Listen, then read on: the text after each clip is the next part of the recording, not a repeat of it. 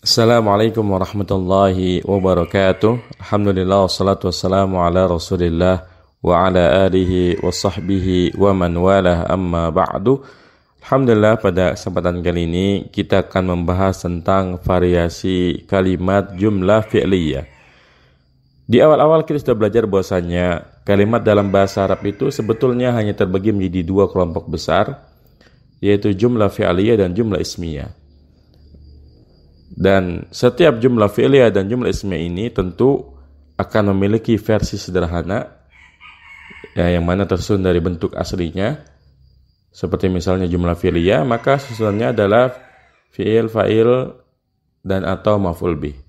Adapun jumlah ismiyah susunannya adalah mubtada dan khobar. Ini kalimat sederhananya. Untuk isim, alhamdulillah kita sudah membahas variasi kalimatnya, ya, variasi kalimat jumlah ismiyah. Ya, misalnya ketika jumlah ismiyah diawali dengan kana, inna, dan dhanna, maka berubah hukumnya, di mana mubtada dan khobarnya ya bisa berubah salah satunya menjadi mansub atau dua-duanya menjadi mansub. Sebagaimana jumlah ismiyah yang bentuknya bisa bervariasi, maka jumlah fi'liyah pun bentuknya juga bisa bervariasi. Dengan ya misalnya didahului oleh huruf tertentu, maka bisa berubah hukum aslinya. Lalu apa saja yang membuat kalimat jumlah fi'liyah ini menjadi bervariasi? Maka ada tiga ya variasi kalimat jumlah fi'liyah yang bisa kita pelajari. Yang pertama, ketika jumlah fi'liyah itu berubah dari bentuk yang ma'lum, dari bentuk yang aktif menjadi bentuk yang majhul, menjadi bentuk yang pasif.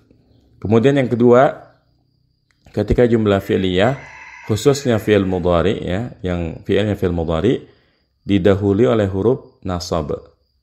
Kemudian yang ketiga, ketika jumlah fi'liyah khusus fi'il mudhari yang didahului oleh huruf jazm, ya. Pada kesempatan kali ini kita akan membahas ya bagaimana jumlah fi'liyah kalau fi'ilnya fi'il majhul, ya, fi'il yang pasif. Fi'il bina majhul ya adalah fi'il yang bentuknya itu pasif, ya, bukan aktif. Ya, fi'il bina majhul lawannya adalah fi'il bina ma'lum, ya. Jadi maksud dari ma'lum dan majhul di sini, ma'lum artinya aktif, majhul artinya pasif. Seperti dalam bahasa kita misalnya memakan, ini aktif, yang memakan ini aktif. Tapi dimakan, ini kata kerja pasif. Seperti meminum, diminum, ya. Membuang, dibuang. Membaca, dibaca. Ini semua namanya ya merubah dari aktif ke pasif. Jadi kalau dalam bahasa Indonesia, merubah dari aktif ke pasif tinggal merubah atau mengganti menjadi di. Memakan, dimakan, meminum, diminum, ya, membaca, dibaca, dan seterusnya. Sebagaimana bahasa Indonesia yang ada rumusnya, ya, merubah dari aktif ke pasif ada rumusnya, maka di bahasa Arab pun ada rumusnya, ya, rumus merubah fi'il, jumlah fi'liyah dari aktif menjadi pasif, ya. Rumusnya ada dua, dan ini berlaku untuk fi'il madhi dan fi'il mudhari.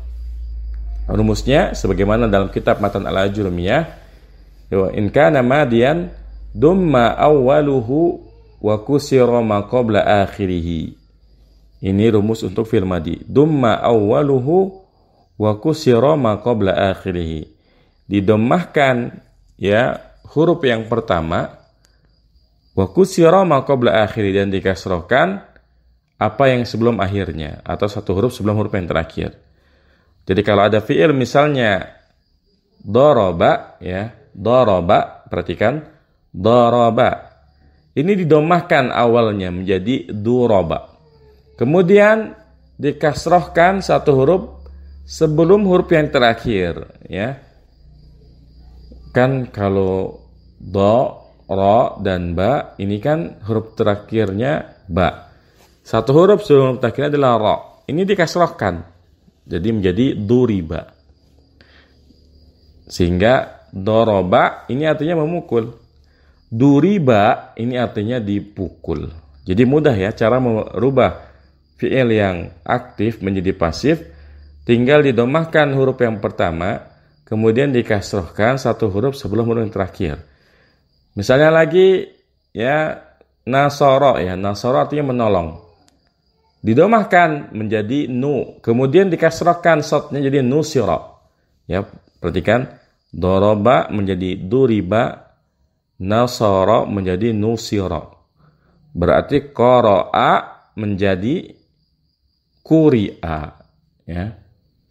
Kataba menjadi kutiba. Ya, ini rumus merubah fi'il madi ma'lum menjadi fi'il madi majhul. Kemudian bagaimana fi'il mudhari? Kalau fi'il mudhari, wa in kana mudhari'an dumma awwaluhu wa futiha ma qabla akhirih. Jadi rumusnya dumma awwaluhu sama, didomahkan huruf yang pertama, tapi bedanya yang kedua wa futiha ma qabla akhirih, dan difathahkan satu huruf sebelum huruf yang terakhir. Misalnya ya doroba yadribu, ya. Tadi dorobanya udah tahu kita duriba. Sekarang yadribunya gimana? Yadribunya didomahkan, ya. Yudribu. Kemudian difathahkan. Jadi kalau fi'il madi dikasrohkan, fi'il mudhari difathahkan menjadi yudrabu, ya. Jadi yadribu menjadi yudrabu. Maka yansuru menjadi yunsoru, ya. Yaktubu menjadi yuktabu, ya. Jadi seperti ini cara merubah dari fi'il ma'lum ke majhul. Maka misalnya doroba yadribu ini ma'lum, majhulnya duriba yudrabu. Kataba yaktubu menjadi kutiba yuktabu. Qara'a yaqra'u menjadi quri'a yuqra'u. Ya, jadi mudah ya. Mudah cara merubah dari fi'il madi ma'lum ke majhul. Begitupun cara merubah fi'il mudhari ma'lum ke majhul mudah. Kalau fi'il madi dumma awwaluhu wa kusira ma qabla akhirih. Didomahkan huruf yang pertama dan dikasrahkan satu huruf sebelum huruf yang terakhir. Adapun fi'il mudhari dumma awwaluhu wa futiha ma qabla akhirih. Didomahkan huruf yang pertama, kemudian difathahkan satu huruf sebelum huruf yang terakhir. Lalu bagaimana dengan susunan kalimatnya? Nah, kalau ketika kita membahas jumlah fi'liyah yang biasa, kita akan menemukan istilah fi'il, kemudian fa'il, kemudian setelah itu maf'ul bih, ya. Nah, kalau bentuknya pasif, kita hanya menemukan istilah fi'il dan naibul fa'il. Fi'il dan naibul fa'il. Naibul fa'il artinya pengganti fa'il. Kenapa dinamakan naibul fa'il? Mari kita lihat alasan kenapa disebut sebagai naibul fa'il. Pertama, kita buat dulu kalimat yang normal. Kalimat normal misalnya daraba Zaidun bakran, ya. Ini kalimat normal namanya. Kata kerjanya aktif. Daraba Zaidun bakran. Di sini artinya adalah Zaid memukul Bakr. Daraba sebagai fi'il madhi, Zaidun sebagai fa'il, kemudian Bakran sebagai maf'ul bih, ya, sebagai objek. Yang namanya kalimat pasif, ya, kalau kita ingin merubah kalimat Zaid memukul Bakr, tentu kita akan merubah, ya, asalnya Zaid memukul Bakr menjadi Bakr dipukul, ya, Bakr dipukul. Tapi ingat baik-baik bedanya bahasa Arab dengan bahasa selainnya, termasuk bahasa Indonesia dan bahasa Inggris. Kalau dalam bahasa Indonesia, kalimat pasif itu masih boleh menyebut pelakunya. Contohnya, ya, kalimat Zaid memukul Bakr, kita boleh mengatakan Bakr dipukul oleh Zaid, ya. Begitupun bahasa Inggris, yaitu masih boleh menyebutkan pelakunya, ya. Bakr, ya, hit by Zaid. Ini kalau dalam bahasa Inggris. Tapi kalau dalam bahasa Arab, ya, kalau dalam bahasa Arab tidak boleh kita menyebutkan fa'il, tidak boleh kita menyebutkan pelaku untuk kalimat pasif. Sehingga fa'il harus benar-benar disembunyikan. Nah, karena fa'ilnya disembunyikan, ya kan kalimatnya menjadi bakar dipukul. Maka bakar ini menduduki kedudukannya fa'il, ya. Di mana fa'il itu kan terletak setelah fi'il. Nah, bakar yang awalnya maf'ul bi, ya, awalnya bakar ini adalah maf'ul bi, ini menempati kedudukan fa'il. Makanya namanya naibul fa'il. Jadi naibul fa'il itu sebetulnya adalah maf'ul bi dalam kalimat normal, dalam kalimat aktif. Ketika menjadi pasif, maf'ul bi ini berpindah menggantikan posisi fa'il sehingga namanya naibul fa'il, ya. Dan hukumnya sama seperti fi'il, sama seperti fa'il, ya, di mana fa'il itu harus marfu. Maka kalau ada kalimat doroba zaidun, ya, bakron, diubah menjadi pasif menjadi duriba bakrun, ya, duriba bakrun, bakar dipukul. Nah, dalam kalimat bahasa Arab nggak boleh kita sebutkan nama pelakunya. Ya, pokoknya kalau udah jadi duriba bakrun, ya kita nggak tahu pelakunya siapa, ya. Pokoknya bakar dipukul.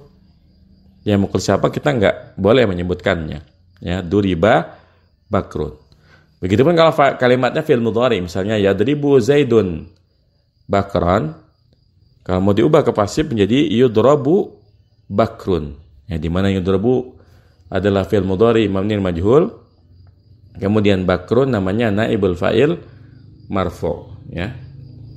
Jadi itu cara merubah kalimat yang aktif menjadi yang pasif. Kemudian misalnya contoh lain, qara'a Zaidun al-Qur'ana. Qara'a Zaidun al-Qur'ana. Zaid telah membaca Al-Qur'an. Bagaimana cara merubahnya ke bentuk pasif? Maka tentu pertama Zaidnya dibuang, ya, fa'ilnya dibuang. Sehingga menjadi quri'a al-Qur'anu, ya. Quri'a Al-Qur'anu. Al-Qur'an telah dibaca. Yang baca siapa? Ya nggak ketahuan. Karena kalau dalam kalimat pasif, kita memang tidak boleh menyebutkan fa'ilnya. Entah karena memang kita nggak tahu pelakunya, kita tahu tapi kita nggak mau ngasih tahu, ya. Jadi bisa seperti itu. Yang jelas kalau dalam bahasa Arab, ya, dalam bentuk yang majhul, tidak boleh kita menyebutkan pelakunya. Kemudian misalnya dalam format, ya, fi'il mudhari, yaqra'u Zaidun al-Qur'ana. Zaid sedang membaca Al-Qur'an. Ini kalau mau diubah jadi bentuk pasif menjadi yuqra'u al-Qur'anu, ya. Yuqra'u al-Qur'anu. Al-Qur'an sedang dibaca, ya. Nah, kemudian kita kasih satu contoh lagi. Misalnya katabat. Nah, ini sekarang kita coba pakai yang majhul, ya. Katabat Fatimatu ar-risalata. Fatimah telah menulis sebuah surat. Fatimah telah menulis sebuah surat. Perhatikan. Ya, kalau kita ingin merubah menjadi bentuk yang majhul, maka menjadi kutibat ar-risalatu. Kutibat ar-risalatu. Tapi yang harus menjadi catatan, yang menjadikan fi'il kutiba ini menjadi fi'il yang mu'annas, diakhiri ta'nis, kutibat, itu bukan karena Fatimahnya tadi, ya. Bukan karena Aisyah. Misalnya kita bikin kalimat katabat Aisyatu ar-risalata. Maka ketika dibuat bentuk majhul, menjadi kutibat ar-risalatu. Tapi yang harus menjadi catatan, kutibat itu bentuknya muannas bukan karena fa'ilnya muannas, tapi karena memang ar-risalah ini adalah muannas, ya. Sehingga kalaupun kalimatnya kataba Aliyun ar-risalata, perhatikan, kataba Aliyun ar-risalata, ketika diubah ke bentuk majhul menjadi kutibat ar-risalatu. Karena memang fi'il majhul harus mengikuti naibul fa'il, sebagaimana fi'il ma'lum harus mengikuti fa'il. Kalau fa'ilnya mudzakkar, fi'ilnya mudzakkar. Kalau fa'ilnya muannas, fi'ilnya juga muannas. Begitupun dalam kalimat, ya, pasif. Kalau naibul fa'ilnya mudzakkar, maka fi'ilnya mudzakkar. Kalau naibul fa'ilnya muannas, maka fi'ilnya juga muannas. Jadi jangan terkecoh, ya. Kataba Zaidun ar-risalata sama. Jadi kutibat ar-risalatu. Sebagaimana kalau kalimatnya katabat Aisyatu ar-risalata, kalau dibuat bentuk majhul menjadi kutibat ar-risalatu. Karena patokannya adalah naibul fa'ilnya, ya, bukan fa'ilnya. Jadi kesimpulannya, untuk kalimat jumlah fi'liyah yang kalimatnya pasif, maka ada dua unsur. Yang pertama ada fi'il mabniun majhulnya. Jadi kalau dalam istilah i'rabnya adalah fi'lun mabniun majhul, ya. Kemudian ada naibul fa'il. Kemudian fa'il, ya, fa'ilnya tidak ada. Jadi kalau kalimat jumlah fi'liyah yang bentuknya pasif, fa'ilnya tidak ada, diganti dengan yang namanya naibul fa'il. Dan naibul fa'il ini karena menggantikan fa'il, hukumnya sama seperti fa'il, yaitu dia harus marfu'. Kemudian fi'ilnya harus fi'il yang majhul. Dan karena majhul artinya adalah kata kerja pasif, maka fi'il majhul ini hanya berlaku untuk fi'il muta'addi, ya. Kalau fi'ilnya lazim, tidak mungkin kita bisa ubah menjadi bentuk pasif. Misalnya pergi, kan nggak bisa jadi dipergikan. Pulang, dipulangkan. Ya, kalaupun misalnya dipulangkan bisa, maka kata kerjanya bukan pulang tapi memulangkan. Kalau memulangkan itu kan memang aktif. Dan beda antara pulang dengan memulangkan, ya. Jadi fiilnya harus fiil yang majhul. Kemudian tidak boleh kita menyebutkan fa'ilnya. Jadi ini kaidah-kaidah yang berkaitan dengan fiil bina majhul, ya. Jadi seperti itu. Demikian, semoga bermanfaat.